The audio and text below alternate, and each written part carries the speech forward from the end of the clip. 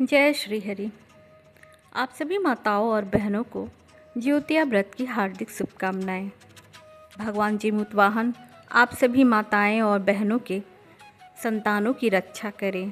प्रिय श्रोताओं, जिस प्रकार हम कोई व्रत करते हैं और व्रत कथा का श्रवण करते हैं, उसी प्रकार व्रत के पारण के दौरान भी कथा कही जाती है। ज्योतिया व्रत की पारण कथा का अर्थ है कि संतान की रक्षा और लंबी आयु के लिए व्रत के दौरान नियमों का पालन करना बहुत ज़रूरी होता है, क्योंकि व्रत के नियमों का उल्लंघन करने पर संतान पर बुरा असर पड़ सकता है। आइए हम सुनते हैं ज्योतिया व्रत की पारण कथा। प्राचीन काल में एक मालिन राजा के यहाँ फूल पहुँचाने का काम करती थी और रोजाना सुबह के वक्त पूजा करने के लिए राजा के यहाँ फूल देकर आती थी। एक बार की बात है, मालिन का जितिया का व्रत था। अगले दिन उसको व्रत का पारण करना था, तो उसने सोचा कि सुबह राजा के यहाँ फूल पहुँचाने में देर हो जाएगी, इसलिए उसने पारण करने के लिए रात को भोजन बनाना आरंभ कर दिया। फिर अगले दिन सुबह हुई और वह राजा के यहाँ रोजाना की तरह फूल पहुँचाकर आई और उसके बाद भगवान जीमूत वाहन की पूजा अर्चना की और फिर व्रत का पारण करने लगी। व्रत का पारण करने के लिए उसने रात के बने भोजन से अपना मुंह जूठा किया और उस भोजन को करने लगी। भगवान अपने स्थान पर बैठकर अपनी दिव्य दृष्टि से यह सब देख रहे थे कि मालिन वह बासी भोजन से व्रत का पारण कर रही है। भगवान मालिन को बासी भोजन करता देख उससे नाराज हो गए।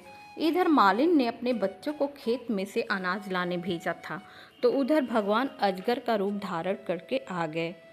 उधर वह खाना खाती गई, इधर अजगर का रूप धारण किए भगवान उसके बेटे को निगलते गए।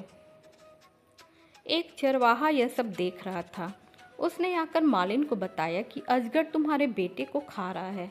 उसे देखकर वह रोती हुई अपने बेटे के लिए भगवान से प्रार्थना करने लगी और बोलने लगी, हे प्रभु, मैंने पुत्र की दीर्घायु के लिए ही यह व्रत किया और अजगर ने उसको ही निगलकर मुझसे मेरा बेटा छीन लिया।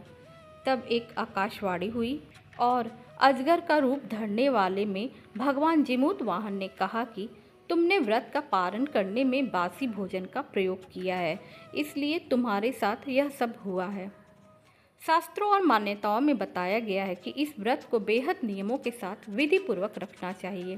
साथ ही व्रती को व्रत के दौरान खाना बनाने से बचना चाहिए। किसी प्रकार की चूक होने पर उसको अपनी संतान का वियोग सहना पड़ सकता है। भगवान जीमूत वाहन ने उसको आश्वासन देते हुए कहा कि अब अगले साल तुमको यह व्रत फिर से विधि पूर्वक करना होगा और व्रत की पूजा में बच्चे को पहनाने वाली करधनी रखनी होगी और व्रत को पूर्ण करके अपने बेटे को यह करधनी पहनाई जाती है। अगले साल जब उस मालिन ने विधि विधान से व्रत किया तो भगवान जीमूत वाहन ने सकुशल उसके बेटे को वापस लौटा दिया। इसलिए इस व्रत को करने वाली व्रतियों को इस बात का ध्यान रखना चाहिए कि व्रत पूरा होने के बाद भूल कर भी बासी खाने को मुंह में नहीं डालना चाहिए और शुद्ध साफ तरीके से विधि पूर्वक व्रत के नियमों का पालन करना चाहिए। तो बोलिए जी।